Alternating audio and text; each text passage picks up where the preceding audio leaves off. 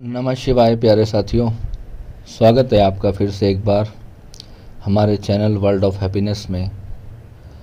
दोस्तों, आज एक साधक ने प्रश्न किया था, क्या गुरुजी मन को मार देना ही अध्यात्म है? क्या मन के मरे बिना हमें परमात्मा का कोई अनुभव नहीं होगा? क्या जो हमारा मन है उसको मर जाना चाहिए? क्या यही असली स्पिरिचुअलिटी है? क्या यही पाने के लिए हमने सारी साधना, योग, तपस्या, ध्यान, जप, सिमरण, व्रत, ये सब जो चीज़ें हैं, क्या सभी का जो उद्देश्य है सिर्फ अपने मन को मार देना है? क्या यही एक्चुअल स्पिरिचुअलिटी है? क्योंकि बहुत सारे यूट्यूब वीडियो देखता हूँ, बड़े बड़े संतों को सुनता हूँ, बड़े बड़े महात्माओं को सुनता हूँ, तो सभी मन को मिटा डालने की बात करते हैं। इवन मेरे भी कुछ वीडियोस में इन्होंने सुना कि मन का मिट जाना जो है पूर्ण साक्षात्कार प्राप्त कराता है। तो आज के इस वीडियो में इस पूरी गुत्थी को सुलझाएंगे, मन को पूरी तरह से समझेंगे और मन का क्या रोल है और कब मन से क्या करना है और मन का क्या मिटना पॉसिबल है। क्या मन मिट जाता है? क्या जब मन मिट जाता है तो फिर क्या रह जाता है? तो आज हम इसकी पूरी बारे में बात करेंगे। थ्योरिकल चीज़ें ये है नहीं, बट फिर भी मैं जहाँ तक इसको थ्योरी में समझाना मुझे आता है, जो मेरे गुरु ने मुझे सामर्थ्य दिया है, कि जितना मैं इसको शब्दों में समझा सकूँगा, इसको शब्दों में इस गुत्थी को सुलझाने की कोशिश करूँगा। सबसे पहले हमें समझना है कि मन एक्चुअल में है क्या। मन का जो है पूरा खेल, ये मन है क्या? कहीं फिजिकल रूप से मन हमारी बॉडी में प्रेजेंट नहीं है। हम कितने भी मशीनरी के इक्विपमेंट्स पकड़ लें, उनका टेस्ट करवा लें, हमारा कोई भी सीटी स्कैन कर ले, तो मन का कोई अस्तित्व हमारे शरीर में नहीं है। ये तो सभी को मालूम है।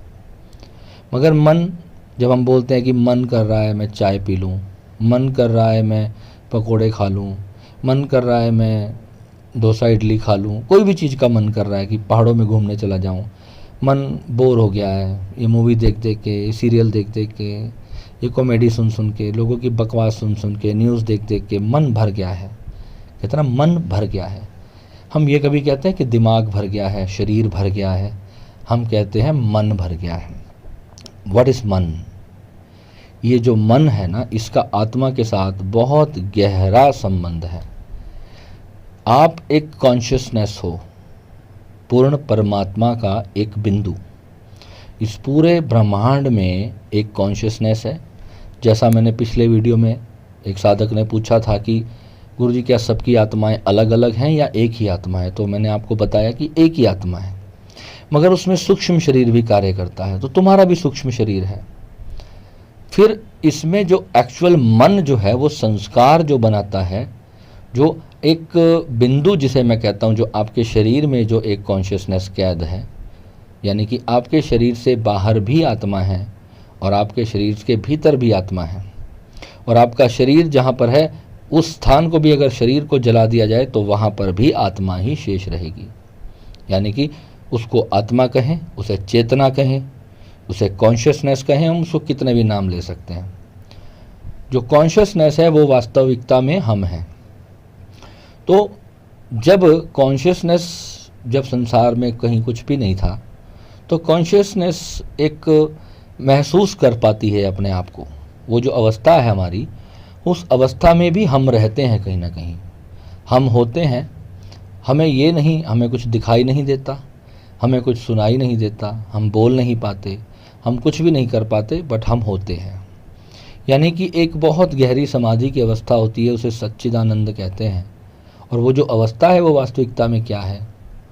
वो अवस्था है जब एक स्त्री पुरुष आपस में जब प्रेम करते हैं, जब वो संभोग करते हैं, तो उस क्षण में जो एक सेकंड का जो अंत में आनंद तुम्हें प्राप्त होता है, वही अवस्था निरंतर चिरंतर काल की रहती है। वो अवस्था है एक्चुअल में सच्चिदानंद अवस्था। उस अवस्था कर पहुंचने के लिए सन्यासियों ने ब्रह्मचर्य का रास्ता अपनाया, जिसे ओशो ने भी कहा, संभोग से समाधि की ओर जाना। यानी कि अभी जो रस तुम संभोग से प्राप्त करना चाहते हो, वही तुम्हें समाधि में प्राप्त हो जाएगा और सहज प्राप्त हो जाएगा। मगर क्या समाधि लगाना इतना आसान है? समाधि और तुम्हारे बीच में जो प्रॉब्लम है वो है मन, क्योंकि मन रुकने ही नहीं देता। मन में इतना अधैर्य होता है, मन उस चीज़ तक पहुंचने ही नहीं देता। वो हमें संसार की तरफ लेके चलता है, बाहर की तरफ लेके चलता है। तो क्या बाहर से अपना तादात्म्य बिल्कुल तोड़ लेना है? क्या हम इस संसार में रह करके हम जो कर्म करते हैं, जो कार्य करते हैं, क्या हम सभी सन्यासी हो जाएं, सभी वृंदावन में जाकर बैठ जाएं, सभी हरिद्वार में बैठ जाएं, लाल पीले चोले डालें, गले में बहुत सारी मालाएं डालें, जटाएं रख लें, तिलक लगा लें, सभी के सभी? सोचो इस दुनिया के 800 करोड़ लोग हैं, सब के सब सन्यास ले लें, क्या होगा? 800 करोड़ लोगों की आबादी, अगर सभी के सभी सन्यास ले लें, सभी के सभी ज्ञानी पुरुष हो जाएं, तो क्या होगा? जो कि होता नहीं। कौन सी चीज़ है जो तुम्हें सन्यास की तरफ ना ले जा करके बाहर की तरफ घसीट के रखती है? वही तुम्हारा मन है। जो चीज़ें तुम्हारी चेतना अनुभव करना चाहती है, जिसके लिए उसने ये शरीर रचना किया है, जिस चीज़ों को, जो इस अस्तित्व में जितने भी खेल खिलौने साजो सामान है, उन सभी का जो एक्सपीरियंस करने वाली जो चेतना है वह तुम हो। और जब तुम कुछ भोजन ग्रहण करते हो तो तुम्हें एक अनुभव प्राप्त होता है। वो अनुभव किस माध्यम से प्राप्त होता है? जिह्वा के माध्यम से तुम उसका स्वाद लेते हो। तुम कोई सुंदर बगीचा देखते हो, वहाँ सुंदर सुंदर फूल लगे हैं, तुम्हारी आंखें उसका रस लेती हैं, पर आंखों के माध्यम से देखता कौन है? तुम। और मन ने इच्छा की कि मैं सुंदर सुंदर चीज़ों को देखना चाहता हूँ। कोई मूवीज़ देख के खुश हो जाता है, बच्चा खिलौने देख के खुश हो जाता है, एक युवा लड़का एक स्त्री को देख के खुश हो जाता है, एक स्त्री एक सुंदर पुरुष को देख के मोहित हो जाती है। ये जो मोह है सारा बाहर का, यही तिलिस्म जो ये संसार में फैला है, इसको भगवान कृष्ण गीता में कहते हैं कि ये सब मैंने अपनी योग माया से रचा है। अर्जुन तू इसे देख, तू इसे जान, इससे भोग, मगर अकर्ता होकर के। भगवान गीता में जब एक एक रहस्य को सुलझाते हैं, जब हम उसे अपने जीवन में अपनी साधना के माध्यम से जब उसको अनुभव भी कर लेते हैं, जब हम उसको देखते हुए चलते हैं, जब हमें प्राण का भी अनुभव हो जाता है, हमारी चेतना का भी अनुभव हो जाता है, और हम बाहर भीतर दोनों के बीच में जब हम स्थित होते हैं, तो उसी को ही स्थित प्रज्ञ पुरुष कहा भगवान ने। भगवान कहते हैं कि जो स्थित पुरुष प्रज्ञ होता है वो भोग में रोगी नहीं हो जाता, वो भोग में जो है वो डूब करके मर नहीं जाता। सोचो जैसे एक मक्खी है, एक मक्खी है, वो किसी मिठाई की दुकान में चली जाए, अब वहाँ पर बहुत बड़ा पतीला पड़ा रसगुल्लों का भरा हुआ, अब वो ऊपर से रह करके उसका रस चूसती है, या कई मक्खियों को इतनी जल्दी होती है कि वो उसी में डूब करके चिपक कर मर जाती हैं। होता है ना, मिठाई की दुकानों में तुमने देखा होगा कि मक्खी गई तो थी रस लेने और डूब करके चिपक जाती है, उसी में मर जाती है। तो यही एक आम इंसान के साथ होता है। जब वो किसी भोग के प्रति आसक्त होता है तो वो भोग के लिए अंधा हो जाता है। वो अपने भीतर और बाहर की स्थिति को जब अच्छे से कंसीडर नहीं कर पाता, तब वो बिल्कुल एक तरह से पागल की स्थिति में चला जाता है, यानी कि भोग का आसक्त हो जाता है। और एक भोगी जो भोग में आसक्त होता है, वो अपनी चेतना के जो गुण है, चेतना का जो आनंद है, चेतना की जो संपत्ति है, जो अरबों खरबों रुपए से भी महंगी, उसी से ही वो चूक जाता है। प्रेम जो है ये भी किसी भी वस्तु, विषय, मनुष्य, जीव जंतु, प्रकृति, नदी नाले, पहाड़, झरने, संसार की जितनी भी खूबसूरत वस्तुएं हैं जिनसे हमें प्रेम होता है, इन सब के अंदर एक जागृत पुरुष जो है, जब जाग करके प्रेम करता है तो वो उस प्रेम में अंधा नहीं हो जाता। वो सच्चे हृदय से इस परमात्मा की प्रकृति को एक ग्रैटिट्यूड की भावना से देखता है। वो अपने दोनों हाथ फैला करके प्रकृति को धन्यवाद करता है। वो अपने आप को, अपने अस्तित्व को पहचानता है। वो अपनी सुप्रीम रियलिटी को जानने की कोशिश करता है। Thank God I am the part of this beautiful universe. जब वो इन सारी चीज़ों को जीता है, जीने लगता है, एक एक चीज़ को यूज़ भी करता है, एक एक चीज़ के साथ आनंदित होकर जीता है, सृष्टि को प्रेम बांटता है, सृष्टि के साथ प्रेम का अनुभव करता है, आनंद के क्षणों को जीता है। और एक पुरुष ऐसा है जो रास्ते में जा कर के कहीं छुप कर खड़ा होता है कि कोई स्त्री आएगी और मैं उसका अपहरण करके उसे जंगल में जा कर के उसका रेप करके मैं उसकी हत्या करके जला कर मार डालूंगा। तो दोनों के अलग अलग मन हैं।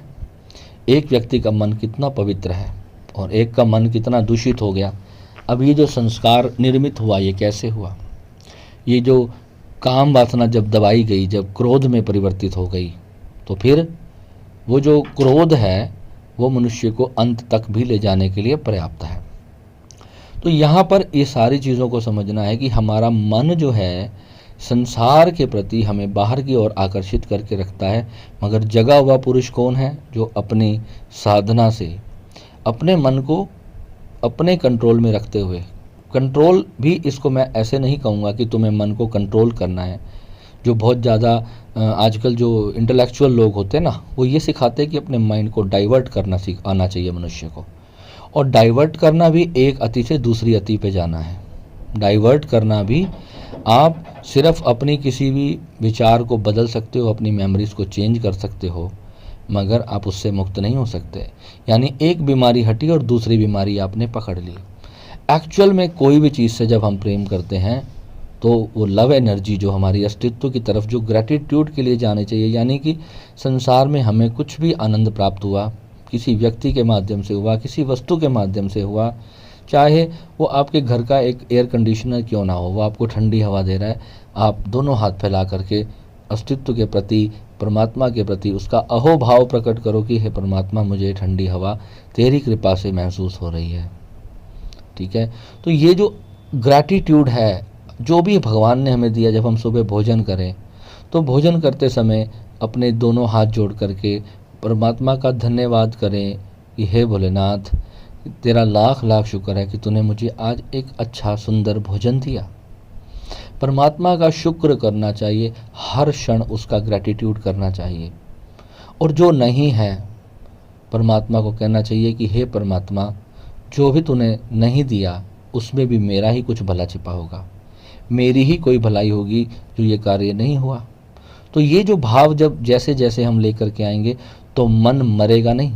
जो बाबा लोग, जो सन्यासी लोग जो तुम्हें कहते हैं ना कि तब तक जप करो जब तक तुम्हारा मन ना मर जाए, मन को मार देने वाला तो एक मरे समान है। और ये जितने सन्यासी लोग हैं ये खुद भी मर गए हैं और ये प्रकृति को मारने का ही कार्य करते हैं। ये आप सभी को, आपके मन को मार करके आपको ना जीवित अवस्था में छोड़ेंगे ना ही मरने की अवस्था में छोड़ेंगे।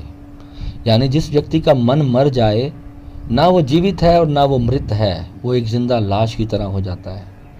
मन को मारना नहीं है, मन को शांत कर लेना है, मन को समझ लेना है, मन को वहाँ लगाना है जहाँ पर तुम्हें आनंद प्राप्त होता हो, बिना किसी को कष्ट दिए, बिना किसी को तकलीफ़ दिए, जहाँ तुम्हें प्रेम प्राप्त होता हो, जहाँ तुम्हारे भीतर एक अपार सेलिब्रेशन पैदा होता हो। जिस चीज़ में तुम्हें सेलिब्रेशन महसूस होता है उसी के लिए तुम पैदा हुए हो, मगर जागृत होकर। हर वो वस्तु, हर वो चीज़ तुम्हें भोगनी है जो तुम्हें आनंदित करती है, क्योंकि सृष्टि में आए हो सृष्टि को जीने। जिन्होंने तुम्हें दमन करना सिखाया, हर चीज़ को दबा देना सिखाया, वो लोग ना तो खुद कुछ जी पाए हैं, ना वो तुम्हें कुछ जीने का रास्ता दिखाने वाले हैं। अगर ऐसा ही होता कि हमें मन को ही मारना होता तो हमारे भारत के ऋषि मुनियों ने कभी भी ज्योतिष विज्ञान की रचना ना की होती। उन्होंने दुखों को दूर करने का कोई भी उपाय हमें ना सुझाया होता। वो कहते हैं कि मंत्र जब तब तक करते चलो, मैं देखता हूँ ऐसे हजारों लोग इसी का प्रचार करने में लगे, इतना मंत्र जप करो कि मन मर जाए। अभी तुम्हारा मन मरा नहीं, और उनके पास बड़े बड़े तर्क हैं ऐसे देने के लिए। वो खुद एक लाश की भांति जीवन जी रहे हैं।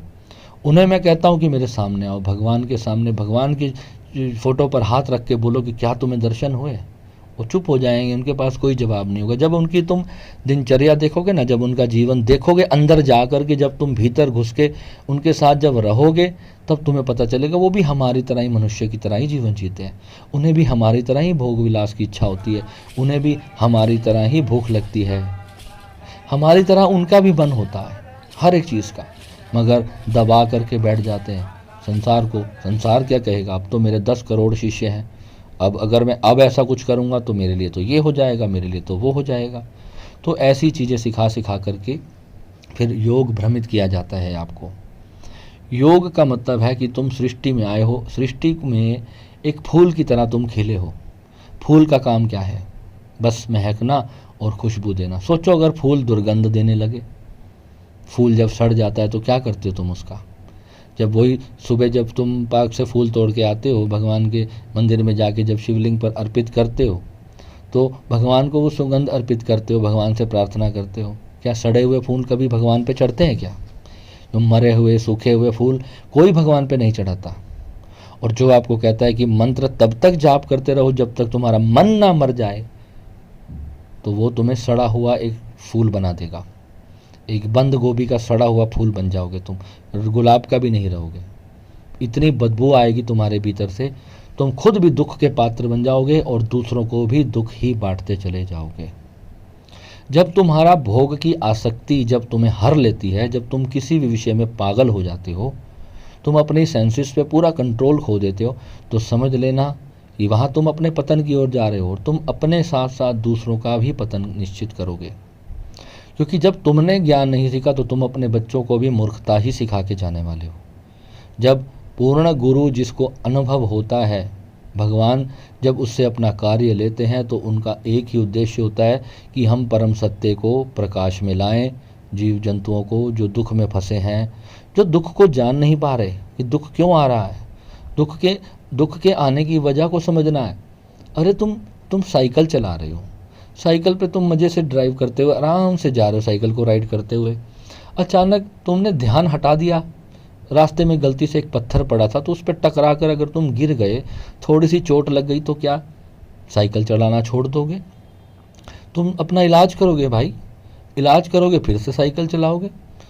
गाड़ी में भी ऐसा है, बाइक में भी ऐसा है, जितनी भी चीज़ें हैं प्रकृति में आप रोज़ देखते हो, कभी दुर्घटना हो जाती है जीवन में, प्रेम में भी दुर्घटना हो जाती है, रिश्ते में भी दुर्घटना हो जाती है, दोस्ती में भी दुर्घटना हो जाती है।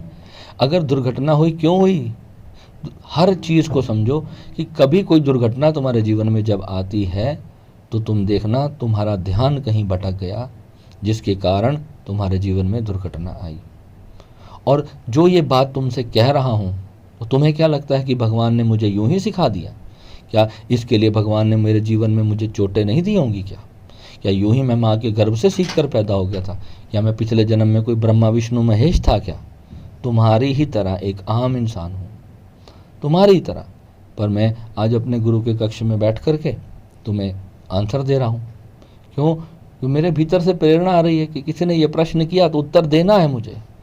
किसी ने मेरे से बड़ी उम्मीद रख के, मुझे विश्वास करके उसने मेरी बात का उत्तर मांगा है कि स्वामी प्रेम विराट इसके बारे में क्या सोचते हैं। मंत्र जप के बारे में मैंने मंत्र जप के बारे में पूरा वीडियो बना रखा है कि कौन कौन से मंत्र का क्या उपयोग है, मंत्र क्यों किए जाते हैं, मंत्र की आवश्यकता क्या है। हर चीज़ का यूज़ है भाई। जब हमें कुछ सिखाया गया है, गुरुओं ने दिया है, इसीलिए कहते हैं कि आधा अधूरी पढ़ाई जब भी करोगे तो वो नुकसानदायक होगी। बच्चे को अगर ABCD नहीं सिखाओगे तो वो शब्द कैसे बनाएगा? पूरा बारीक से बारीक तथ्य जब तक उस चीज़ का हम समझेंगे नहीं। इसीलिए ये एक पढ़ाई है। जब गुरु का होना जीवन में बहुत ज़रूरी है। जब हम अपने छोटे बच्चे को जब हम स्कूल में भेजते हैं, उसे अपना नाम भी लिखना नहीं आता, और जब वो 6-7 साल का होता है तो धीरे धीरे हम देखते हैं वो तो अपना नाम भी लिख रहा है, वो तो सारी पोएम्स भी सुना रहा है, राइम्स भी सुना रहा है, वो तो सब कुछ सुनाता है। अब मेरा बेटा, आज उसको 15 दिन हो गए स्कूल जाते जाते, अब वो आकर के अपने आप सारा दिन राइम्स बोलता रहता है। क्यों? क्योंकि वहाँ पर जो उनके गुरु हैं, जो उनकी टीचर है, वो उनको सिखा रहे हैं सारा दिन। उनका काम है बच्चों को सिखाना, इट्स देयर जॉब। और बच्चा कहाँ से सीखेगा? क्या तुम्हारे पास टाइम है अपने बच्चों को सिखाने का? क्या तुम्हारे माता पिता के पास समय है? पहले ज़माने में गुरुकुल होते थे, गुरुकुलों में जाकर के पूरा अध्यात्म का ज्ञान दिया जाता था, योग विद्या का ज्ञान दिया जाता था, धनुर्विद्या का ज्ञान दिया जाता था।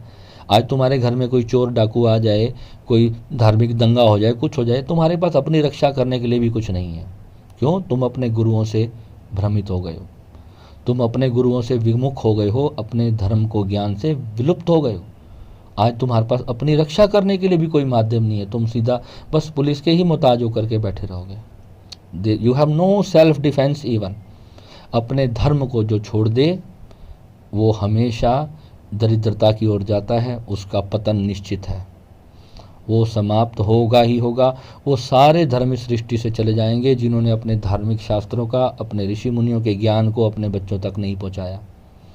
और आज भी वो ये सोचते हैं कि हमें तो पिज़्ज़ा बर्गर खाना है, हमें क्या करना है? हम जाएंगे स्टारबक्स पे कॉफ़ी पियेंगे, हमने क्या करना है यार? देश में कितने लोग मर रहे हैं, मरते रहेंगे साले, मरने दो।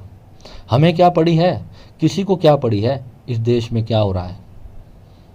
आज इतनी ग्लोबल वार्मिंग हो रही है सृष्टि में, किसी को क्या पड़ी? अरे भैया, अरे भैया, बारिश आ गई, पहाड़ गिर गया, उस पहाड़ की चिंता कौन करेगा? क्या सिर्फ सारा काम मोदी का है क्या? कौन कौन ले जा रहा है इतनी बड़ी प्राकृतिक आपदाओं को? आवाज़ क्यों नहीं उठाते हम लोग?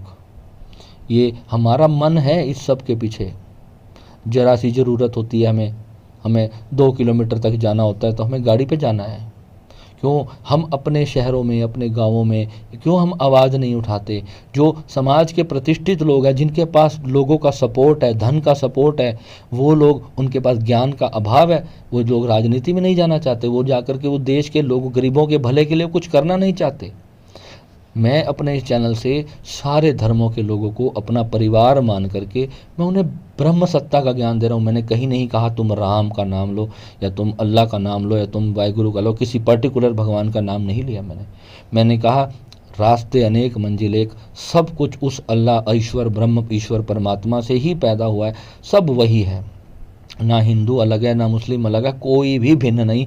हम कौन होते थे? हमने सबको बांट करके फंसा दिया। ये सब हमारे मन का खेल है कि मैं, हमारी अहंकार, हमारी जो मैं है, इसकी वजह से आज हम अपने ही बनाए हुए मकड़ जाल में फंस चुके हैं। और आज जितने लोग मारे जा रहे हैं, जितने बुरे बुरे कांड हो रहे हैं, बलात्कार हो रहे हैं, हत्याएं हो रही हैं, चोरियां, डकैतियां, क्यों? एक गरीब को क्या आवश्यकता पड़ी थी तुम्हारे घर में जाके डकैती करने की? क्योंकि तुमने उससे रोटी ही छीन ली भाई, तुमने उससे रोटी ही छीन ली। भारत के जो बड़े बड़े राजनेता हैं, वो अपने, उनको क्या, इतने सालों से 70-80 साल हो गए देश को आज़ाद हुए, हमने अपने समाज के लिए क्या कार्य किया? हम मंत्र जप करने से, साधु सन्यासी के पास जाओगे, तुम्हें मंत्र जप करने में लगा देगा, तो कहेगा तुम अपने मन को ही मार डालो। ना होगा मन, ना होगा बांस, ना बजेगी बांसुरी।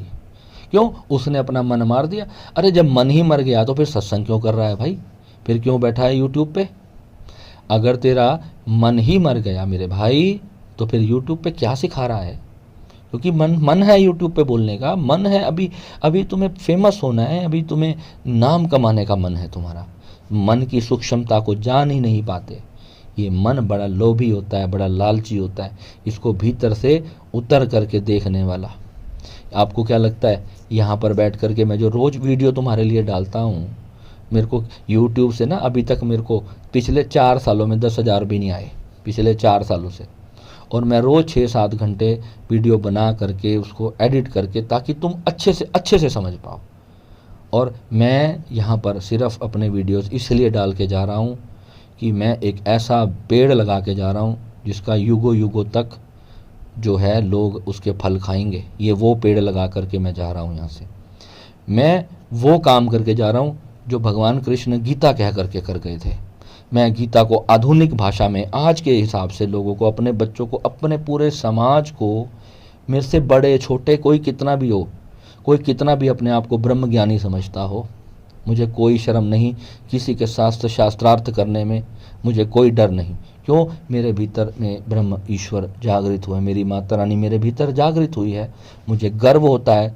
जो गुरु कहते हैं कि, कहीं बोलते हैं थोथा चना बाजे घना, जिसको प्राप्त नहीं होता वही ज़्यादा शोर मचाता है। अरे भैया, जिसके घर में राम आएंगे वो शोर भी ना मचाए तो उससे बड़ा क्या मूर्ख होगा, हैं? जिसके घर भगवान की प्राप्ति होगी, जिसके शरीर में उस परमात्मा की रोशनी होगी, अगर बुद्ध ने भी ना तुम्हें बताया होता, ना कृष्ण ने बताया होता, ना किसी ने तुम्हें बताया होता, तो तुम सब के सब आज भिखारी की तरह पड़े होते। कहीं तुम्हारे यहाँ मंदिर, गुरुद्वारे, मस्जिदें तुम्हारे देश में नहीं होती, तुम भी ऐसे ही जो बाहर के देशों की तरह सिर्फ भोग वगैरह में ही डूब करके मर जाते। आज देखो बड़े बड़े देश जो भोगी हो चुके थे पूरी तरह से, आज वो सब छोड़ करके हमारे इस देश में आ रहे हैं, रामकृष्ण का अनुसरण करने आ रहे हैं। उनको भगवान भोलेनाथ की भक्ति चाहिए, आज कृष्ण की भक्ति चाहिए उन्हें। वो गीता का अध्ययन सिखाते हैं अपने बच्चों को। मैं वृंदावन में देखता हूँ छोटे छोटे अंग्रेजों को वो गुरुकुल के स्कूलों में डाल रहे हैं। क्यों डाल रहे हैं? उन्होंने देख लिया कि भारत के पास वाकई में ही कोई बहुत बड़ा सच है, उस चीज़ को जान के बैठ गए। उनको एक चीज़ में हमेशा वो, मैं उनकी खासियत मानता हूँ कि वो अच्छी चीज़ को बड़ी जल्दी समझ जाते हैं। उन्हें बस 4 दिन लगते हैं एक रहस्य की बात को समझ लेने में, और अनुसरण इमीडिएट कर देते हैं वो लोग। और हम लोग, मेरे वीडियोस मेरे अपने लोग जब सुनते हैं ना, वो कहते हैं यार तू बहुत बड़ी बड़ी बातें करने लग गया, इतना तेरे पास है भी सही क्या। तो मैं कुछ भी यहाँ पर कुछ भी बना करके नहीं बोल रहा हूँ, मैं यहाँ पर तुम्हें सारी बात तुम्हारे भीतर छुपी है। यहाँ पर मेरा कोई प्रश्न का उत्तर देने का मेरा विषय नहीं है। मेरा मतलब है मुद्दे की बात को सिखा देना कि कोई चीज़ अगर सही नहीं है तो वो तो गलत है, जो चीज़ सही नहीं है वो गलत है मेरे भाई। क्योंकि सही विधि तुम्हारे पास नहीं है तो कम से कम गलत का अनुसरण करना तो बिल्कुल ही गलत है। किसी व्यक्ति को तुम मंत्र जाप में लगा दोगे, उसका मन मारने की तुम ओपन यूट्यूब पर बैठकर बोलते हो। कोई साधु संत महात्मा जी हैं जो आजकल बड़ा तुम सुनते हो उनको, और वो कहते हैं कि मन मर जाए तब तक जाप करो। अरे भैया, जब तुम्हारा मन मर जाएगा ना तो मुझे फ़ोन करके ज़रूर बताना।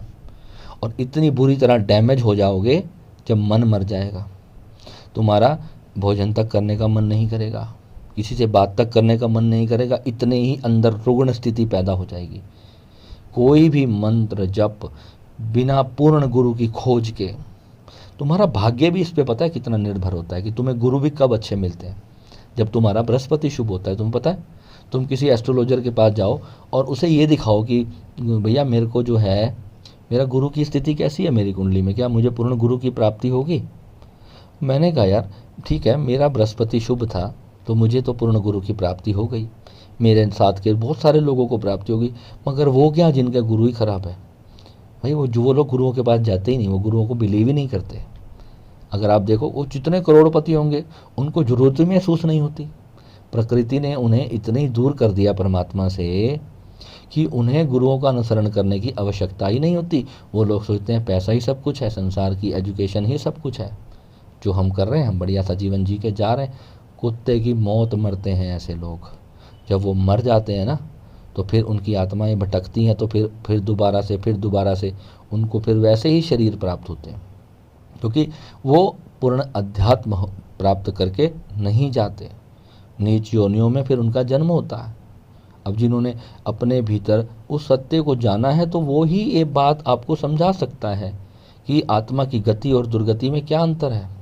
आपको पता है, जब कोई चेतना शरीर छोड़ती है, अगर एक पहचान बताता हूँ आपको कि यह आत्मा की सदगति हुई है या दुर्गति हुई है। किसी मरने वाले की जब आंखें खुली रह जाएं तो समझ लेना उसकी दुर्गति हुई है, उसके जो प्राण हैं उसकी आंखों से निकले हैं। कईयों का मल और मूत्र निकल जाता है प्राण विसर्जित करते समय। वो ये नहीं होता कि वहाँ पर यमराज आ गए तो तुम्हारा मूत्र निकल गया और तुम्हारा मल निकल गया। ये चेतना की स्थिति होती है, चेतना किसी द्वार से निकलती है।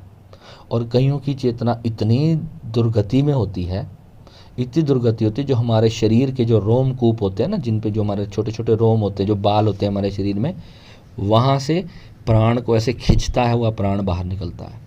इतनी भयंकर पीड़ा होती है उनको शरीर छोड़ते समय। वो चिल्लाते हैं, तड़पते हैं, रोते हैं। एक एक रोम से जब तुम्हारा प्राण खिंचता हुआ बाहर निकलेगा तो सोचो कि कितनी पीड़ा होगी। आपको पता है ये पूरी जो आध्यात्मिक यात्रा है किस लिए है, कि तुम्हारे पूरे प्राण को ना तुम्हारे सातों चक्रों के भीतर से निकाल करके उसे सहस्त्रार के साथ एक करके उसे सहस्त्रार से बाहर करने का मार्ग बना लेना। यही वास्तविकता में अध्यात्म है कि तुम आराम से अपने शरीर को छोड़ करके मुक्त हो जाओ। वास्तविकता तो अध्यात्म की इतनी ही है कि जब एक व्यक्ति जो कभी साधना नहीं की, ओशो एक बहुत सुंदर बात बताते थे। जैसे एक नारियल होता है, वो अंदर से चिपका होता है। हम उसको जब बाहर से कोई चीज़ से, जैसे हमारे घर में तो ऐसा होता था, मैं छोटा सा ना एक पेचकस उठा लेता था और उसको बाहर से उसको ठोकता था। वो ठक ठक ठक ठक करते करते वो भीतर की जो गरी होती थी ना, वो उससे अलग हो जाती थी। तो फिर उसको ज़ोर से मार के तोड़ता था तो वो जो नारियल का जो अंदर का गोल गोल गोला होता था वो पूरा साबुत बाहर आ जाता था बिना टूटे। और कई बार मैं उसको ज़ोर से मार देता था, वो टूट भी जाता था। तो ओशो ने एक बहुत सुंदर बात अपने एक प्रवचन में कही कि हमारा शरीर और आत्मा बिल्कुल नारियल की तरह ही है। हमारा जो प्राण है, जब वो भीतर से अपने शरीर के खोल से अलग हो जाएगा तभी हम जान पाएंगे कि हम ये शरीर नहीं है, हम चेतना है। उससे पहले हम नहीं जान सकते। और जिस दिन तुम्हें अपनी चेतना का पूर्ण अनुभव हो गया तो तुम्हें शरीर अलग निस्तेज पड़ा हुआ प्रतीत होगा कि मेरा शरीर एक मिट्टी है। मगर ये शरीर मिट्टी होते हुए भी इसमें बहुत कुछ है। इसके अंदर स्पर्श करने की शक्ति है, इसमें भोग की स्थिति शक्ति है, इसमें संसार को इसके बिना जिया नहीं जा सकता। संसार की किसी भी वस्तु को इस दुर्लभ मानव शरीर के बिना नहीं जाना जा सकता। सिर्फ मानव शरीर ही क्यों कहें, संसार में जितने भी शरीर हैं ये सभी इक्वल हैं, सभी की समान मर्यादा है, सभी की समान ही खुशी और समान ही दुख है, सभी भोजन करते हैं, सभी भजन भी करते हैं। क्या पता आपने जब किसी जानवर को जाना ही नहीं तो क्यों, जब आप एक कुत्ता भूखा होता है ना तो वो भी आपके घर दरबार पे आकर के, आपके दरवाजे के आकर के आके ना तुम्हें अजीब अजीब आवाज़ें लगा करके तुमसे भोजन मांगता है। भगवान ने उसे भी दिमाग दिया है। जो कहते हैं ना कि जानवरों में दिमाग नहीं होता, ऐसे लोगों में खुद में ही दिमाग नहीं होता। हाँ, हमसे कम होता है, मगर हर छोटे से छोटे जीव में भी दिमाग होता है। कभी देखो चिड़ियाँ अपने घोंसले कैसे बनाती है, क्या बिना दिमाग के घोंसले बनाती है क्या? कभी चींटियों को ग्रुप में काम करते हुए देखो डिस्कवरी चैनल पे, तब तुम्हें पता चलेगा दिमाग और मन हर जानवर के पास है। हर एक प्रकृति से पर कोई भी चीज़ उत्पन्न हुई है, कोई भी जीव उत्पन्न हुआ है तो उसके पास सारी इंद्रियां हैं। कोई, किसी के पास 2 इंद्रियां हैं, किसी के पास 5 है, किसी के पास 10 हैं, किसी के पास 20 हैं। अलग अलग इंद्रियों से शरीर निर्मित हुए हैं, मगर ये कोई नहीं कह सकता कि उनको भगवान ने दिमाग नहीं दिया। उनको भगवान ने हमसे ज़्यादा अकल दी है। अगर जरा सा तूफान आ जाए तो हम मारे जाएंगे, पर वो लोग अपनी, जो जीव जंतु होते हैं ना, उन्होंने तूफानों में भी अपनी रक्षा करने का सिस्टम बना के रखा होता है। जानवरों को पहले पता चल जाता है कि तूफान आने वाला है, वो पहले ही गायब हो जाते हैं, सब शांत हो जाते हैं। पता है आपको, ये जो चीज़ें हैं इसको समझना है। सिर्फ ये अज्ञानता भरे चीज़ें नहीं करनी है कि मंत्र जप करके अपने मन को मार डालो। ये मन मिला है, मन से मन को वो अवस्था प्राप्त करनी है, मन की आनंदित। मन से ही संसार जीता जाएगा और मन से ही भीतर जीता जाएगा। ये मन को ही ध्यान में भी लगाना है और मन को ही संसार में भी लगाना है।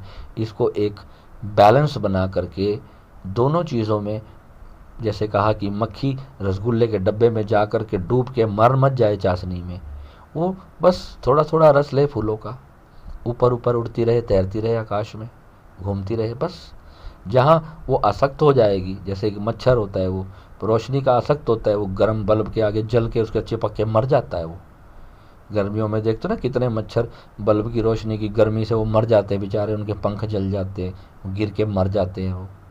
तो ऐसे ही मनुष्य की वो दुर्दशा ना हो जाए कि किसी भोग के प्रति वो रोने तड़पने बिलखने लगे, क्योंकि वो इतना व्याकुल हो चुका है, इतने भोग की आसक्ति ने उसे मन को पूरी तरह से हर लिया है।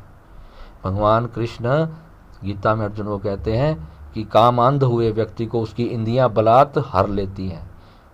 कामांध हुए व्यक्ति की इंद्रियां उसके बलात् को हर लेती हैं, उसके मन को पूरी तरह से हर लेती हैं, और वो अंधा होकर के एक दिन अपने पतन का कारण बनता है, खुद अपने पतन को प्राप्त होता है। भगवान कहते हैं कि ये तेरा युद्ध है, इस युद्ध को कर। यहाँ पर हर व्यक्ति एक अर्जुन है। जो भी सुन रहे हो, तुम जितने भी सुन रहे हो, तुम जो भी काम करते हो, चाहे तुम डॉक्टर हो, इंजीनियर हो, क्लर्क हो, मैकेनिक हो, पुलिस में हो, तुम्हारा जो कर्म है, हमारे कितने सारे साधक पुलिस में हैं। वो कहते हैं गुरुजी, हमारे जोगिंदर जी हैं दिल्ली से, हमारे साधक है, वो इंस्पेक्टर है, वो रोहिणी जेल में।